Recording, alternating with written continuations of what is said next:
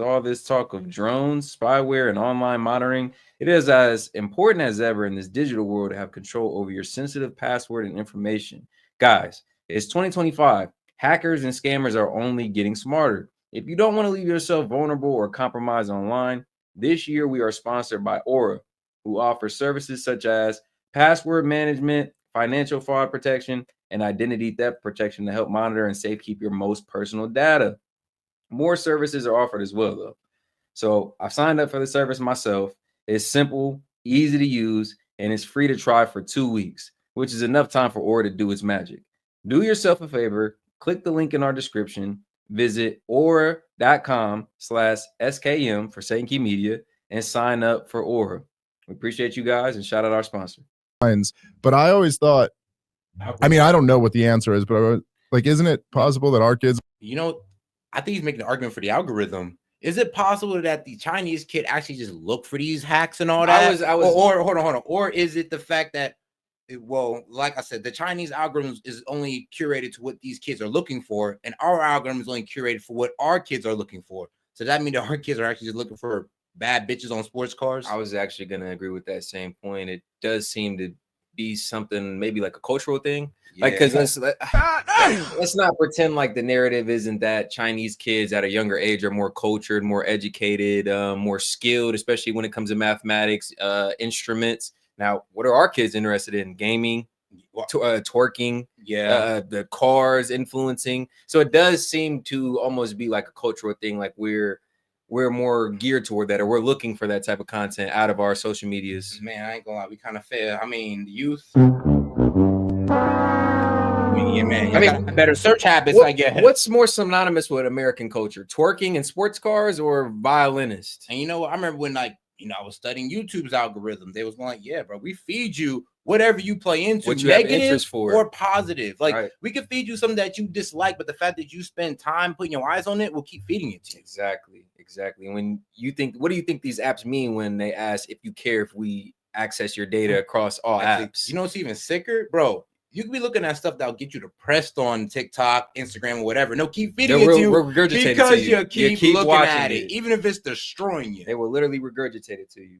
They're just poisoning our minds. Yeah, like their algorithm is just showing them this garbage, and their algorithm is showing them this. Because like, if I that's what you interact with. Exactly the point you just made. That's what you engage and interact with. They're gonna keep showing it to you because that's where the ad dollars is in your watch time. I just made a conscious effort to go on Twitter every day and only look up like violin lessons. I'm sure that's what the algorithm would start sending me after a while. So I've always like been suspicious that is like, I think our culture is just messed up, and that's we're our worst enemy at a lot of the same time, because it's like we want certain things, but we're not willing to let go of any comforts or really battle some of our addictive natures, I think some of that's too is just a side effect of capitalism and a side effect of comfort over time, and a side effect of like kind of deterioration of our society. Like even if you look at, like, I was reading this the other day about pornography, like a lot of the videos in pornography, someone will be like dad's daughter.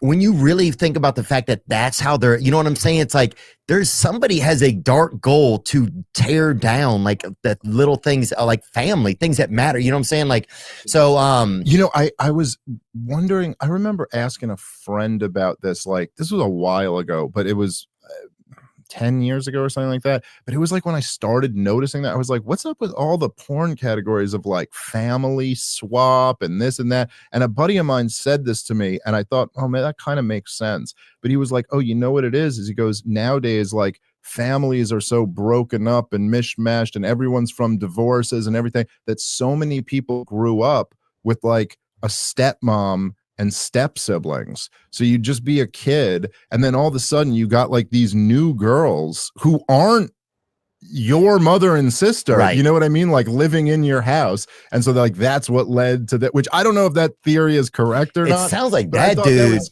I was like, either he's a really sick person or you're onto something. That guy sounds like he was building he was literally using you to build a case for a future indictment he was going to face. But no, it's kind of, he came out with it really quickly too. Like it was he's like, we just sign this petition right here, Dave. I'm so glad you asked. I've been dying to talk to someone about this. but I'm trying to tie this. What were we talking about in my mind? Just what, TikTok, and then but TikTok, yeah, like we're also part of our own it's like we just keep creating this stuff, but or just ridiculousness. We get addicted to the ridiculousness, but also some of that's part of the freedom of just being in a place where you can make whatever you want. And you have that like freedom of creation kind of to an extent, or freedom of your own creativity. Some places you can't even really be creative in because it's not not allowed, but the expressions of certain creativities aren't. And so that's why I really worry a lot, like with this TikTok ban. I'm like, well, because if news is getting out there, right, about all types of things, it could be like there was also a lot of Barbara O'Neill. Did you see those clips of her? She's a medicine woman, an Australian medicine woman. Okay. But there was a lot of like natural remedy stuff that started to just be put out there. Like, I don't know if it was valid or not, but it was like you would see a ton of it. Like so basically opposition to all these medicines, all these like prescriptions you need. Like, so I could see certainly how like the powers that be, if they exist, don't want a lot of this type of information out there. Oh yeah. But so do you believe that the TikTok ban, what do you really believe? Or do you think we're still figuring it out? Do you think that our elected officials will let it stay around? Trump seems like he's.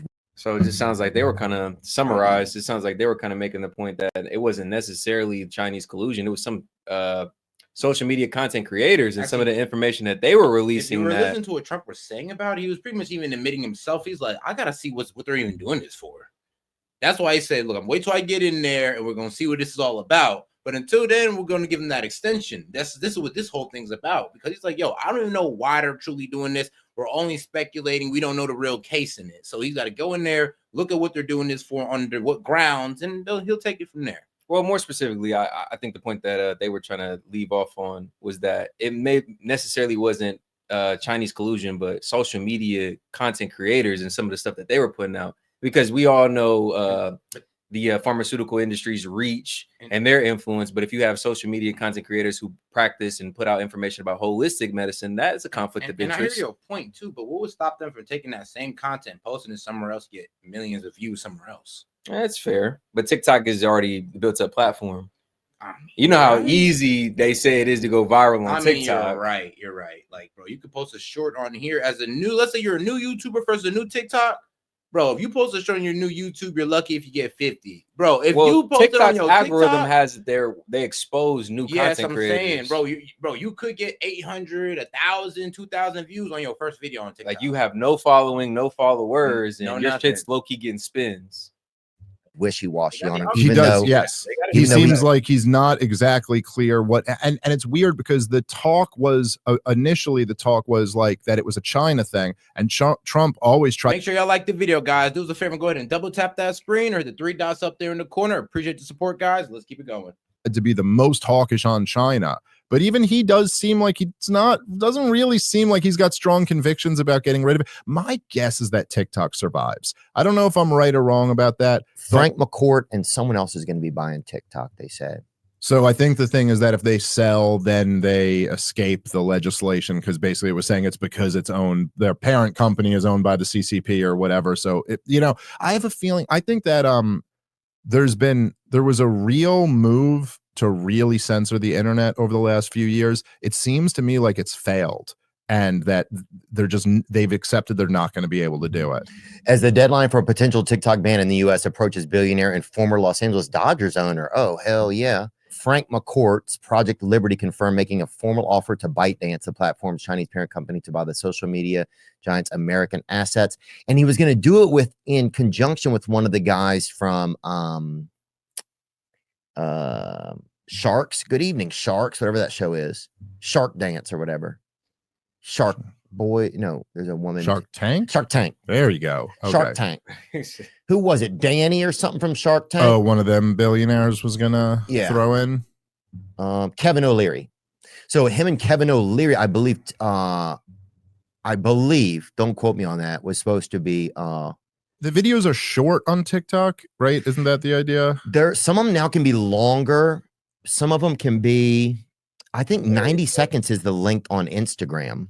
Right. TikTok can be a couple minutes now. It's a weird thing how the internet has kind of like very organically grown into it's almost like long form or 7 seconds.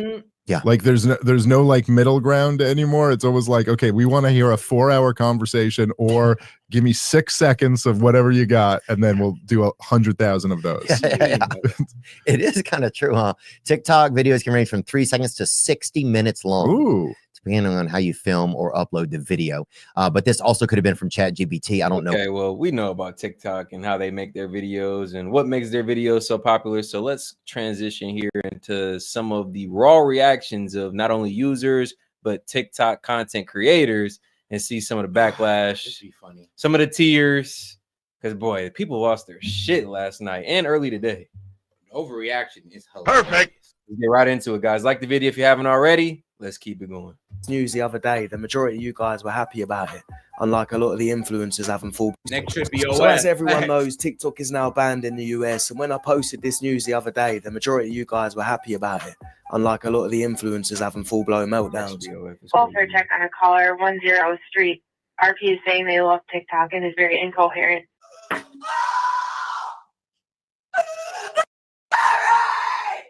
Oh, somebody burnt the Congress building or something like that.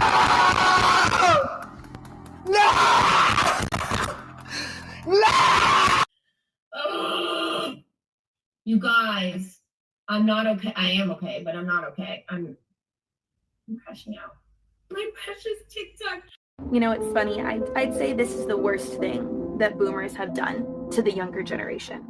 I'm about to lose my job on TikTok as an influencer. I just wanted to clarify a few things. My house, I pay $2,000 a month for my house. And then I just bought a 2025 Mercedes SUV. So let's just clarify that because you guys were wondering like what I meant by that. So in total, I pay like probably almost $10,000 in bills. It was the same question. And food.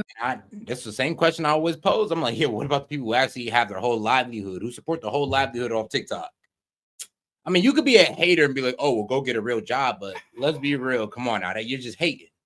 I might sound like a hater for saying this, but I'm going to put it in street terms. When the trap shut down, what you do, man? Boy, what you do? You go find a different trap. You go find a different trap. So, hey, TikTokers, hey, try your luck try on Instagram. Try Facebook. Try live streaming on X or Twitch or Kick. YouTube. Like, it's open 24 hours. Food and just my lifestyle. I want. What did you see everybody on Vine do? They had to mature. Their content had to graduate, and the ones who were really supposed to make it, they're still around. What's that one guy's name? King Botch. He's been around for almost like 15 plus years. Started out on Vine. Jake Paul. Guys like that who really supposed to be here. Once that app was shut down, they found a way to still make it in the market. Facts. I want to thank everyone who sent me money on Venmo. I was able to get a total of $6,000 already. Like, that's so nice. Like, no one's ever done anything like nice for me before. But yeah, guys, right now I'm really worried because if TikTok's banned, like, what are us influencers really gonna do? Like, we have nothing to go to. So I'm probably gonna sue the government because without TikTok, there is no me, there is no influencer. My bills are too high to work at McDonald's. Like, that's just not gonna ever happen. That's just not a thing.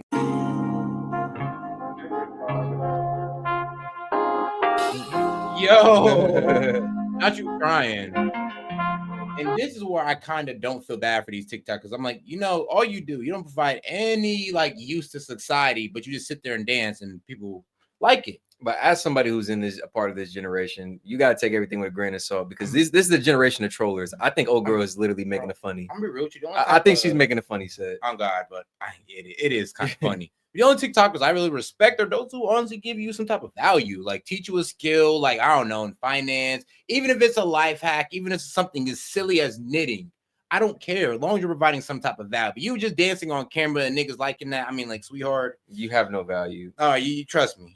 You was gonna lose money eventually when this whole thing blew over. It's like a market, like a crypto market. Like, yeah, it was booming for a second. Yeah, ass was soaring through the roof, but as soon as that went away, you had nothing. It crashed, man. But to be honest, further your point, the people that are actually sharing value on there, they can make content on other apps. That's what I'm saying. They're not limited to like a 6-second video. And that's why all these people on TikTok who are like, oh, what's what we're gonna do because you had no talent. Now you get it. Enough. The bubble burst. Yes. Now y'all get it. Now you see that some of these TikTokers weren't talented enough to translate over to a YouTube, to an Instagram, to a Facebook. They couldn't do it. But the ones who had actual skills, they're like, man, it is what it is. Because how easy is it when you can entertain for hours and make a 6-second clip? But inversely, how hard is it when you're only talented for 6 seconds? You can't make a 5-minute video. We got TikTok. I don't look at it, but same community does got a TikTok that we post shorts on, got 10K likes. But here's the thing: we weren't crying, going like, "Well, we wanted to build it. What's gonna happen?" No, we were just like, "Oh well." And shout out our man Zolov. Nah, people shouldn't buy stuff they can barely afford. People spend all their money on BS, and I have $2 left because they don't prioritize money. Damn. Dang, hey. And shout out Luis Venezuela. He says, Allah Akbar. Yeah. Shout out. Put her in the burqa, baby. We appreciate the support, man. I gotta keep it real. I am crashing the fuck out right now. I don't know what to do. Oh my God. I've already opened and closed the app probably 6 times already just to keep getting the same stupid warning message. Oh my God. Like this just feel, this is so dystopian. First of all, I feel pathetic that I am freaking out like this over an application being unavailable on my phone. But also like, this has been a massive part of our life for the last 6 years. And normally when something happens, I would get on TikTok and start complaining, and I can't even do that. I mean, bro's real. That's probably the realest thing I've ever heard. That one guy, James? Yeah, he's already real. It's like, that was funny. I was like, I feel pathetic that I'm just crying over an application. I'm like, thank you. Yeah, it was a pretty good admission right there. A lot of folks should low-key be able to realize, like, you were too attached to that damn app. Yeah.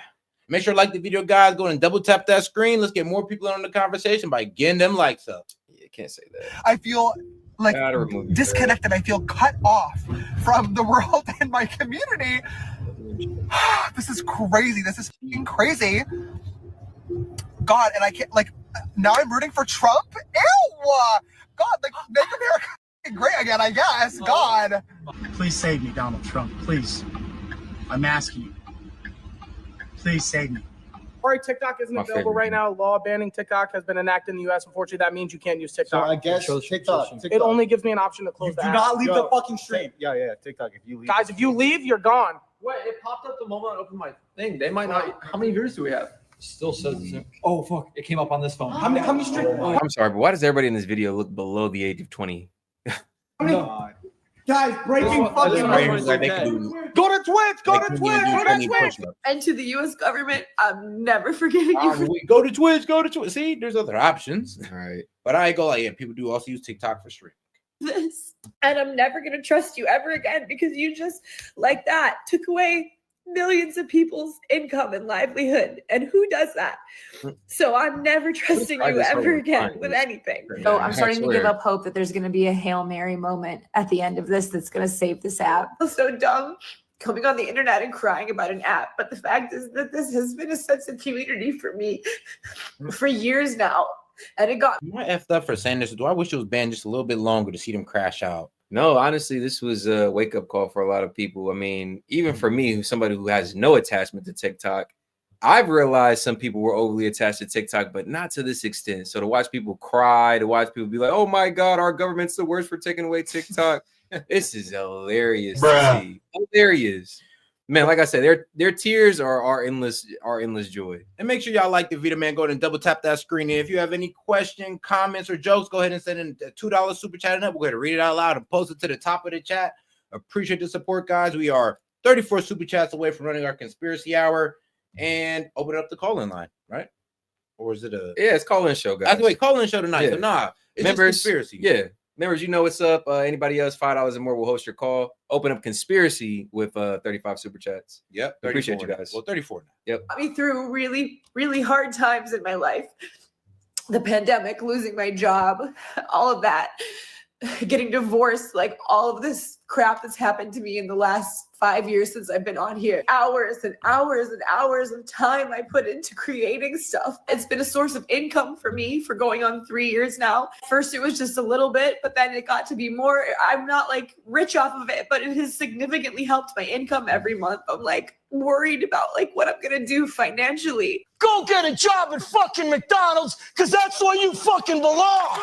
It's really not fair that like they're banning TikTok, and I know it's dramatic as hell that I'm crying, but I just seen the video of the girl that made the renegade dance, and I'm crying because I read a comment that was like the algorithm saying goodbye to us, and I've been noticing that a lot over the past like week. Like all the trends that came in the beginning are coming back, and it just makes me really sad because it genuinely feels like our parents just came in the middle of a school year and said, yeah, forget all your friends, forget all the hard work that you did at this school, forget everything that you did. You're gonna have to start from scratch. And what did you do in that scenario? You went to the new school, and if you were really resilient, you made new friends, you built up a network in the new environment. You were sad for a week or two until you realized that the new school had better opportunity. But other than that, for you, get over it. Like, bro. It sucks because it's like it's beyond TikTok dances. Amazon's it's beyond all of that. Like we have put Black culture on a stage that everybody can appreciate. Y'all have shown me things about psychology and my family and my friends and myself that I would never learned in this lifetime.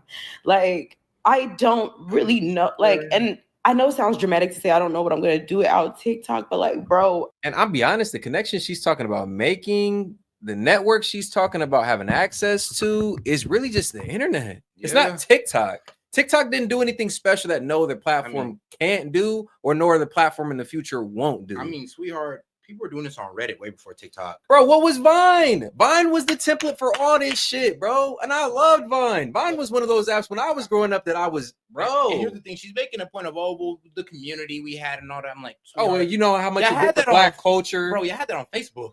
I have bigger communities on Facebook. I'm like, for Black culture specifically. Huh? You like highlight things of Black. I'm like, I've seen the worst of Black culture on TikTok. I'll be real with you. Huh. All right. And shout out Vladstein, $5. He said, that's life, kids. And it's like I said, bubble burst. Time to learn a trade. Amazon's hiring. It happens, man. It happens. You just got to sit there and take it to the chin, guys. Bro, and we got older folks in the chat. Shout out. He said, I'm crying over Napstar. There's people that still like, man, I remember the MySpace days, AOL days, man, Yahoo Messenger day. But it happens. It happens. But this is like, man, it's tough. It's tough. Because we thought y'all be a little bit more of a stronger mental fortitude. Like, damn. Over here crying about some damn TikTok. There's deeper things out there in the world. There's more important things out there in the world, but okay. I really don't know who I'm going to be without TikTok because a large part of who I have become in the last 6 years and a large part of my growth has come from a lot of the stuff I've learned off of this app. That's it. Oh, my bad. Shout out Gerard. My bad. Gerard said that's life, kids. My bad. Appreciate you, Gerard. And I really hate to say goodbye. Bye, bitch. I have no idea how I'm going to survive. This app was literally supposed to be my way out. So for everyone who's saying, go get a job, I am literally working. I have no more time. I work almost every day doing DoorDash, and DoorDash pays $2 a delivery. Bro, no. Go back. Every day? That man's overtime or time said 25 hours. That's nothing. Hold on. Say, go get a job, Set? I am literally working. I have no more time. I work almost. Okay. He only works 17 hours, 23 minutes, 23 hours. I mean... let's see. Bro, Christmas, he made a decent amount. I mean, damn. Bro, he's making.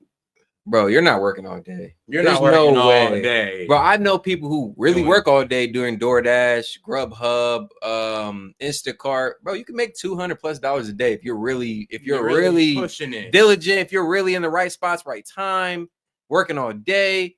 Him making only $25 on Christmas, bro, a day full of incentives. You weren't working, bro. You weren't working. Yeah, it's so crazy. It's so crazy, bro. He said, I have no more other time. I'm like, bro, then go get a job and just get off there.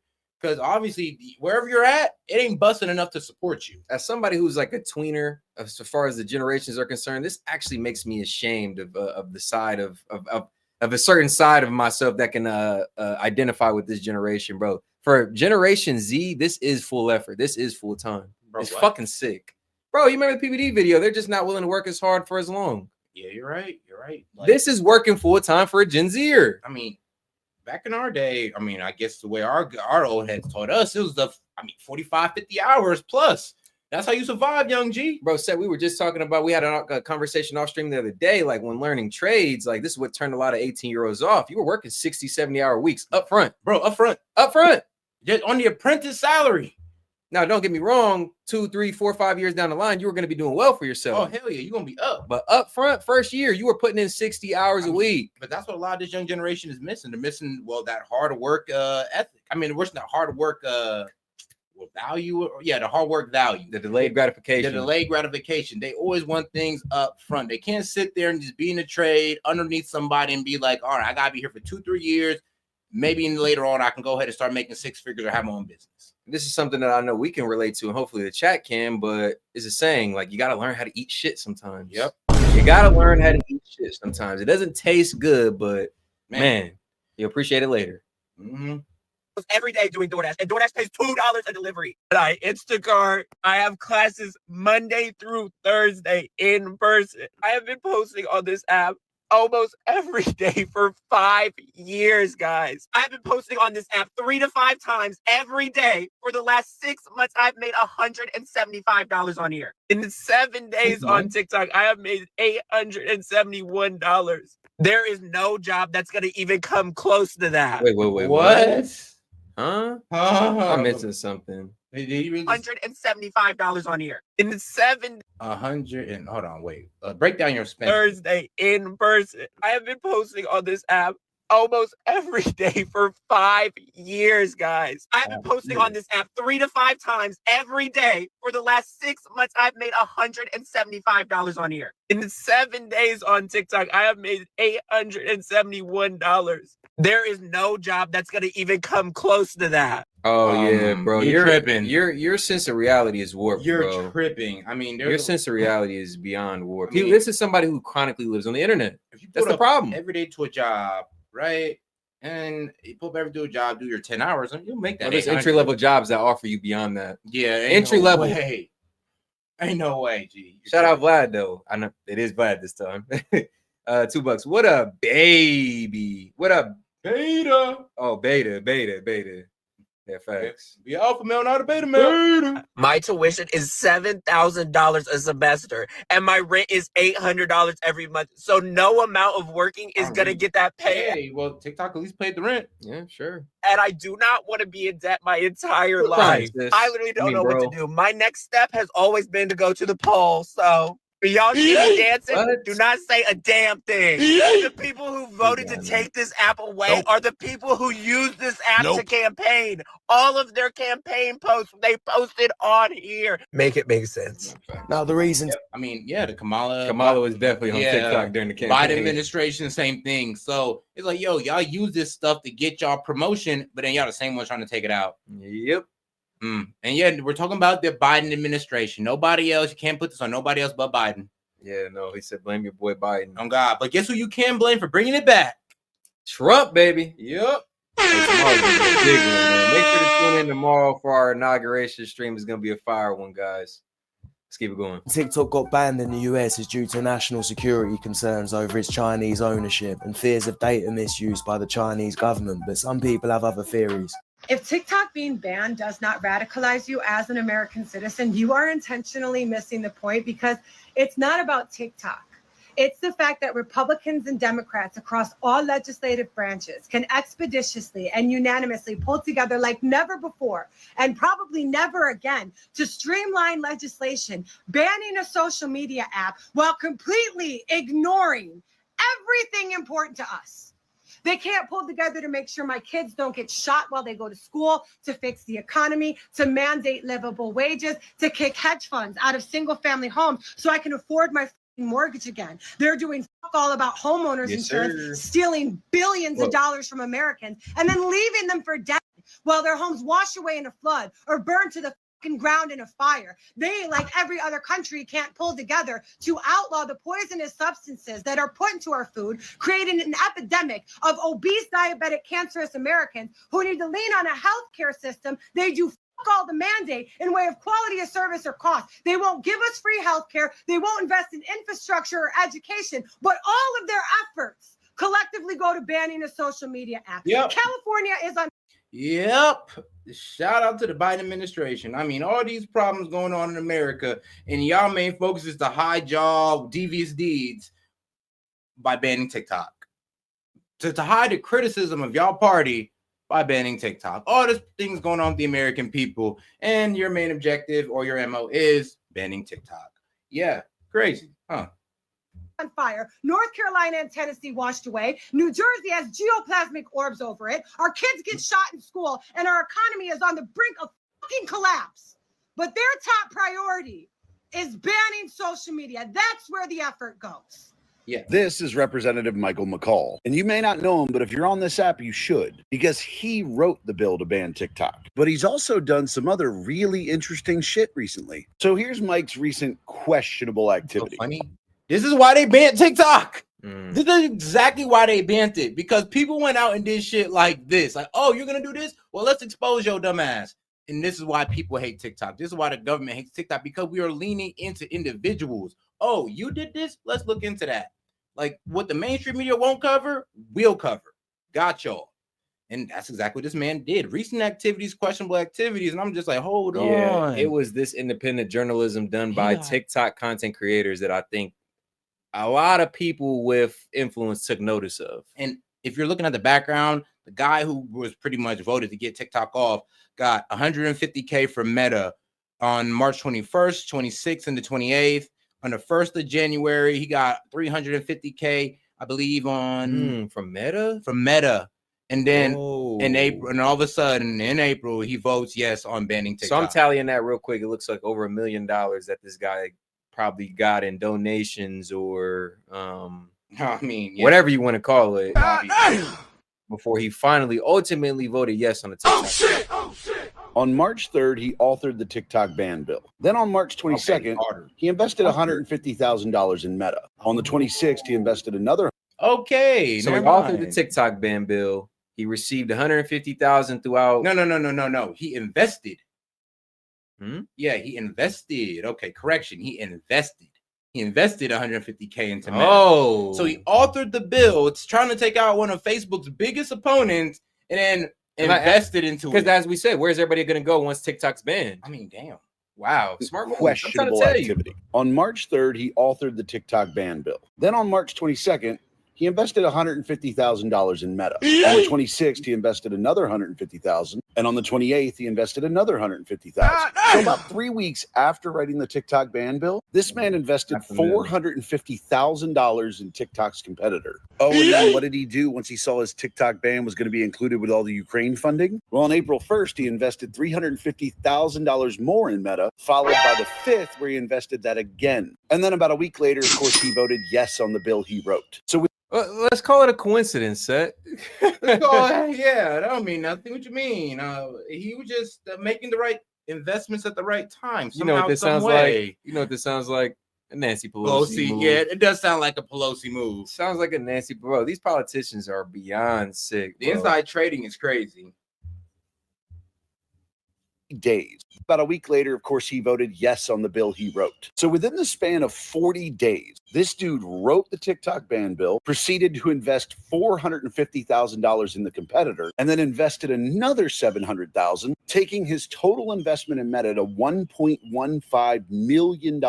And then he voted yes. Now, obviously, the word most people are using here is suspicious, but the word we should be using is criminal. This man wrote the fucking bill to ban TikTok, proceeded to invest more than $1 million in its competitor, whose stock will skyrocket if TikTok actually gets banned, and then voted on the bill to ban it. Are you paying attention? I mean, like, bro, there's been a lot of social media that have skyrocketed because of the ban of TikTok. If it was a permanent ban, like till this day, we can't use it. To the next 3 years, we're not using it. Yeah, every other platform would have seen a skyrocket in numbers. Yeah, for sure. As a you don't find that suspicious? On the bill to ban it. Are you paying attention yet? You don't find that suspicious? Every other country knows it's about suppressing the free speech of its citizens. If the government believes that a single app could, quote from the hearing on the 10th, skew the perspective of American citizens to be anti-American, maybe the real problem is that American citizens are already in such a state of political unrest and unhappiness that our government is scared a single foreign influence could tip the scale and have it all be. On the screen it says foreign influence is just what the government is saying it's believable. TikTok being foreign has nothing to do with this. Over. Don't you think that by taking away the, and I quote, key communications channel of Americans, it's gonna make those. Shout out Gerard showing support, $2. He said, please contribute to this show. And he is not lying, guys. Show your support by contributing a super chat to the show to keep the stream going. $1 or more will go ahead and give you a shout out for supporting. And any music suggestions or video suggestions, $5 for members, $10 up, $10 if you're not a member. And it is our call-in show. Members, you guys know what time it is. Go ahead and queue up. Anybody else will be happy to host your call. $5 or more is all we ask, and we'll bring you up on queue.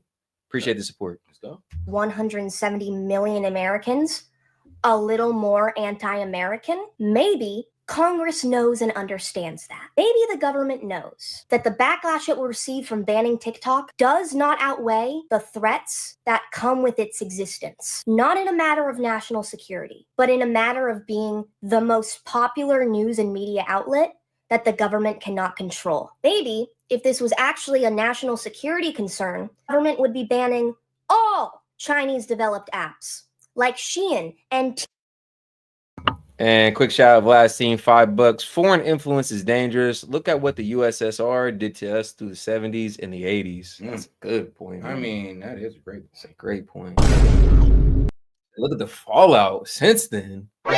Russian collusion, propaganda, influence. Bruh. Temu that collect the exact same amount of data as TikTok. Because maybe it knows TikTok is something special. You can't politically organize on Temu. I do believe that banning a social media app That's a like good TikTok point. is a violation of the First Amendment. I haven't had a chance to read the ruling yet, but very disappointed. 170 million Americans express themselves on TikTok on a daily basis, and it's just wrong for the government to ban it. Most of the reasons the government banned it were based on accusations, not proof. I've never been tried and found guilty of sharing information with a communist government or any of that. They've actually offered through our foreign investment committee that oversees foreign investments, they've offered to have the data here. They've offered to work with Oracle to house the data in the United States. They've offered to have an American board. In fact, it's misreported that it's a Chinese company to begin with. It's owned, 60% of the company is owned by international investors. But disappointing. I don't think the battle's over yet, though. I'm hopeful that President Trump in coming in can have some ability.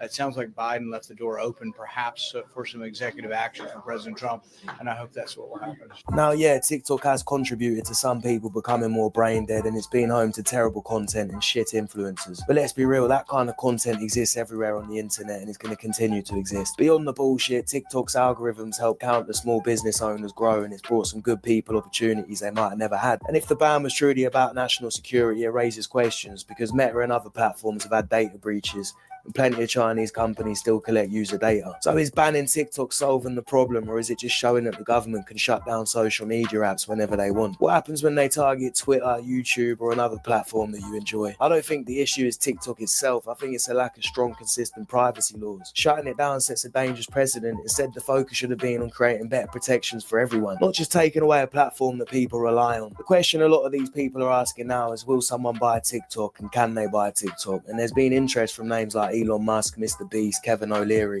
but it's not that simple. ByteDance has repeatedly said it won't sell, and experts point out that the Chinese government is unlikely to approve any deal involving TikTok's prized algorithm. So for now, it's looking as dead as some of these TikTokers' careers, but we'll see, because money talks.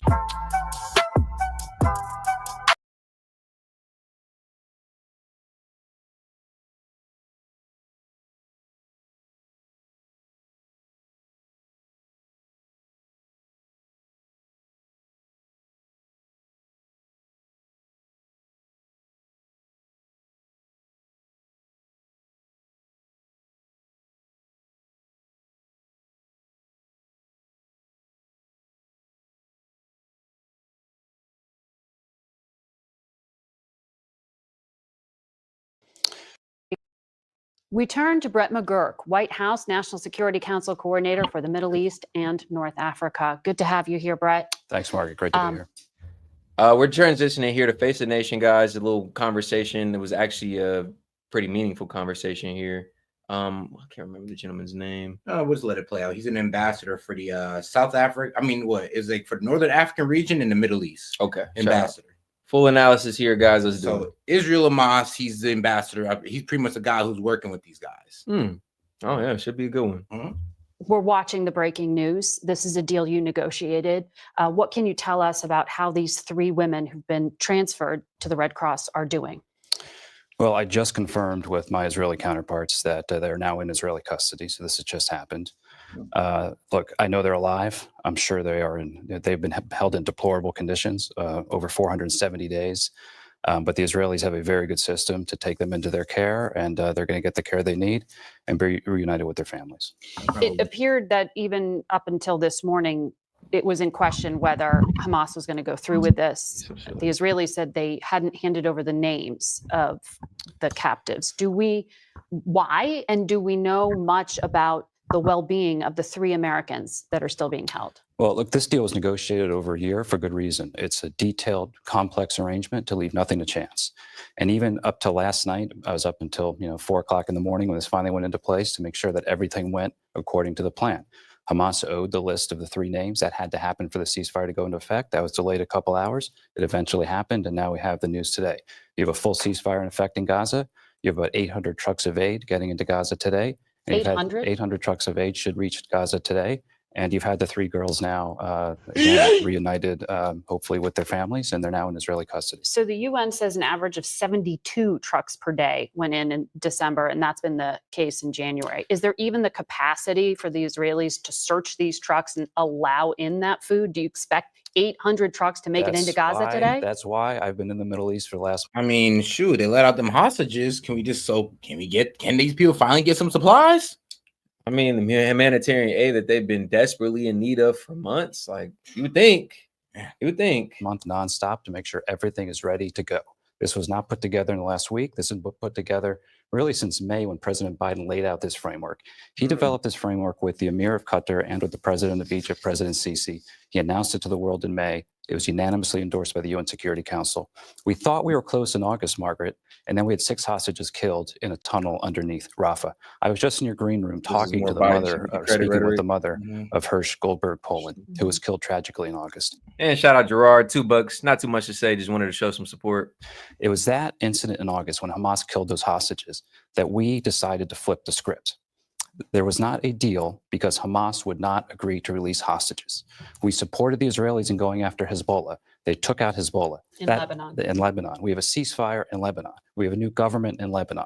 That isolated Hamas. Iran is in the weakest position it's been in the Middle East in decades. So we went back to the table in December. Hamas, for the first time, was ready to accept the May framework and begin to release hostages. It wasn't until early January that they actually approved the hostage list, and that's how we got to the result today. But do we know Keith Siegel, Sagi Chen, and Idan Alexander, how they're doing? Keith will come out in phase 1. Sagi will come out in phase 1. See, here's the thing, though. So why did Hamas immediately agree to the list? I think pretty much they heard that word from Trump. Like, yo, if y'all, I'm going to say this for lack of better words, if y'all pussyfoot this any longer, bro, it's going to be a problem. Yeah. If y'all delay this any longer, if y'all take any longer to get this stuff situated, there's going to be a problem.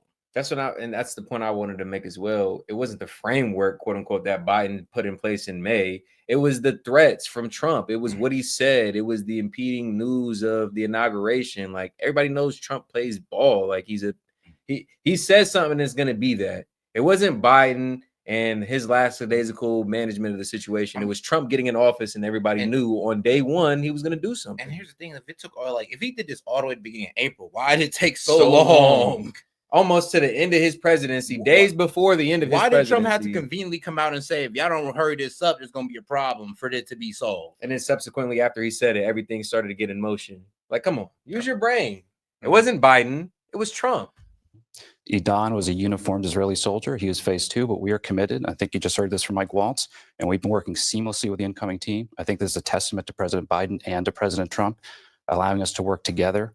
I worked with Steve Witkoff over the last week. Again, a partnership, I think, historic.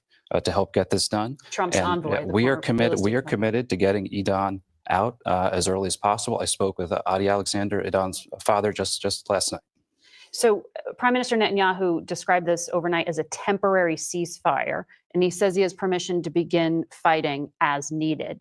Do you believe he sees this as just a strategic pause, or that he actually wants to end this war? The way the deal is structured, on day 16, the negotiations begin for phase 2. Phase 2 will begin a negotiation for the exchange of soldiers to Palestinian prisoners, but also the conditions have to be set for phase 2. And we support the Israelis in making sure those conditions are set so Hamas can never come back to power in Gaza. Hamas can never again threaten Israel from Gaza. Now, here's the thing, though. I mean, how is it going to be a ceasefire, but you're still trying to like topple their government? I mean, okay, so y'all exchange the hostages. Now that it's a hostage-free war, I go back to business as usual. This is a because the entire Gazan people are still held to hostage. You know what I'm realizing? This is a ceasefire between the Palestinians and the Israeli. There's still a full-blown war against Hamas, though. A full-blown war that they will scale to whatever degree they deem necessary to dismantle Hamas. As far as the Palestinians, they're like, okay, I guess we'll separate the two. We're not really at war with Gaza. And that's but the Hamas? Biggest, and that's the biggest debate. Like, will there be a Hamas leadership at the end of this? Ooh, shout out. Hey, Gerard coming through with the major baller alert. Shout out to the baller alert from Gerard. He done did the map. He said $2 times 28 equals $56. That should cover conspiracy hour. Hey, shout out. Shout out Gerard, man. We got you on that one, man. Salute. And shout out Diamond, $2. He said like the video. Hey, appreciate the support, man. Yes, sir. Those conditions have to be set. We in the Biden administration have been very clear. We want to see this deal reach all 3 phases. Every hostage come home. I think the Trump administration very much. Everybody think Gerard, conspiracy hour because of Gerard. Shares that objective. And the template, the roadmap, again, that the president set out in May. This was the roadmap ultimately to ending the war, getting everybody home is the only way to do it. That roadmap is now in place. We have a ceasefire today in Gaza, and we have a good chance to get every hostage home. And we got to do everything we can to make that happen. Well, Hamas, according to Secretary Blinken, has recruited almost as many new militants as it has lost over the course of this war. Blinken said that this week. Hamas has been significantly decimated. Its leader, Yahya Sinwar, was killed in October. Without that, we would not be at this deal. Hamas on October 7th was an organized military formation. It invaded Israel with 3,500 troops in military formations, combat brigades. It is now no longer able to do that. It does not have military capacity. But that argues that Israel has done something. Yeah, but here's the thing, though. I mean, all right. How do we know that the people of Palestine, the people of Gaza, do not share any sentiments with Hamas? How do we not know that? These people were voted into power. I mean, you kill their leader, so, I mean, at the end of the day, so what? It can easily be replaced if we do not solve the main problem down there. They're just going to be another Hamas leader that's going to take up arms probably in the next 10 to 20 years, and we're right back here. So how do we make sure that these people are satisfied to the point that they don't need to do that no more? Or we can just admit that we don't give a shit. I care, but there's some people who play like they give a crap, but really don't. And let's be real. If that's the case, then shoot. Why? What's the point of arguing about a genocide? What's the point of arguing it? If we're going to create more terrorists, if we're going to just create more Hamas, then we might as well just say F it, eradicate them all. That's not where my stance is on it, but that's where it seems to be some of these people's stance, these pro-Israel people's stance on it. And I support Israel being a state and be able to live in peace and all that, but I mean, like, where are y'all going with this? That may backfire on them in terms of the humanitarian situation that has allowed Hamas not to lose support, but to continue. And shout out Diamond. She just liked the video. And thanks, Gerard. Because of Gerard, y'all have a conspiracy hour, man. Shout out Gerard. Continue to recruit. To get I've worked closely with my Israeli colleagues. I've spent hours with Prime Minister Netanyahu. This is a deal that he fully supports. They agree there's a moral debt to these hostages. You have to get them out. And Israel's also going to make sure that it protects its national security. And we're going to make sure we did that. You know, Margaret, we got this deal without that wider Middle East war that everybody was predicting. Americans did not get drawn into a wider Middle East war. We defended Israel from Iranian missiles. We supported Israel going after Hezbollah. We supported Israel going after Hamas. We have defanged Iran's proxy networks around the region. And that led to the isolation of Hamas to actually get this deal today. That's how we got to this point. Okay. I have to take a break here, Brett, so don't mean to cut you off, but we will have more questions, but we have to take a quick break. Stay with us.